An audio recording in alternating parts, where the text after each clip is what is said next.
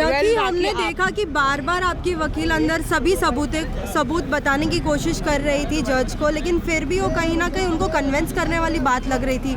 क्या उनको अभी भी अप्रोप्रिएट लग नहीं रहा है, क्योंकि बहुत कोशिश की है उन्होंने? उनके सामने सबूत रखे ही नहीं गए हैं पुलिस स्टेशन में। अभी सबूत हम ये कह रहे हैं कि हमारे पास सबूत है, पर वो सबूत अभी पुलिस स्टेशन में दिए गए हैं कुछ, और बहुत सारे देने बाकी है। अभी जज साहब के सामने कोई सबूत रखे नहीं गए हैं, इसलिए उनको पता पुलिस स्टेशन में सारे सबूत है पुलिस के पास।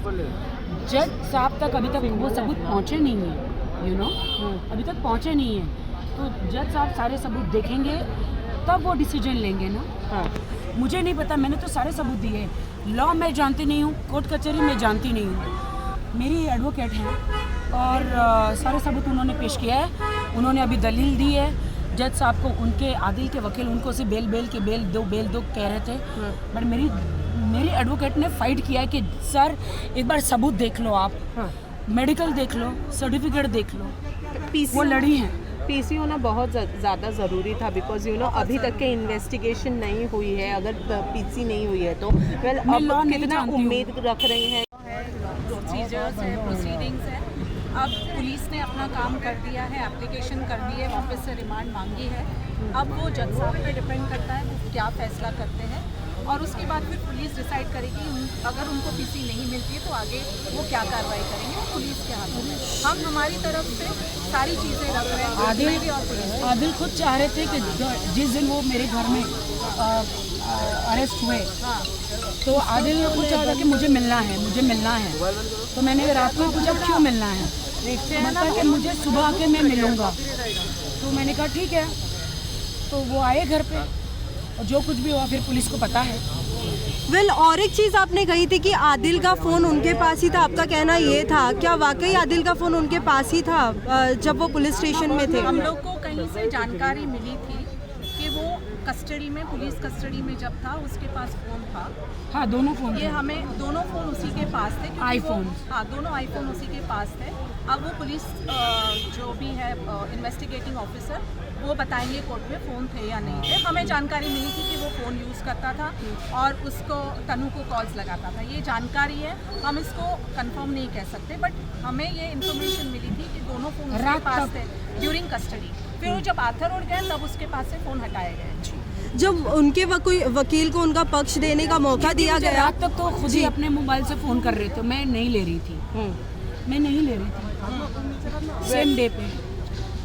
उस टाइम पे जब उनको हिरासत में लिया गया था, वो आपको बैक टू बैक कॉल कर रहे थे?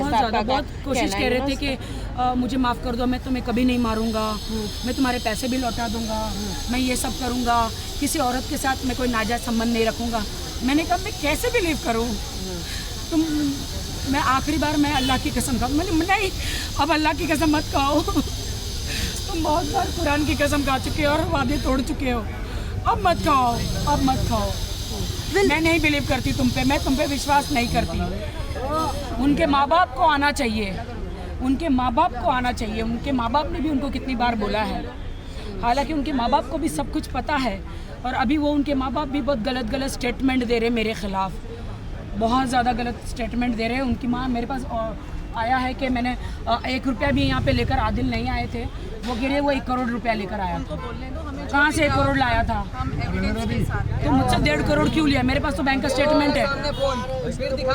जब उनके वकील को भी बोलने का मौका दिया गया कि उनके पास फ़ोन था या नहीं, उन्होंने कहीं ना कहीं पुलिस को ही गलत ठहरा दिया। उसके ऊपर आप क्या कहना चाहोगे? उनका काम है एज अ डिफेंस लॉयर, अब पुलिस का जवाब देना। क्या हुआ एडवोकेट बताएंगे, क्या हुआ फाइनल ये है कि उसकी बेल की एप्लीकेशन पे हियरिंग ट्यूसडे को होगी, और पुलिस ने जो पुलिस कस्टडी की मांग की है उसका फैसला थोड़ी देर में आ जाएगा, वो आप लोग को पता चलेगा। फिर भी राखी, हमने देखा कि उनके वकील बाहर निकले, तो फिर भी आप उनकी फिर भी रिस्पेक्ट कर रही है आप उनको, उनके बारे में आपने पूछा कि वो कैसे है? आज भी दिल में उनके लिए कैसी?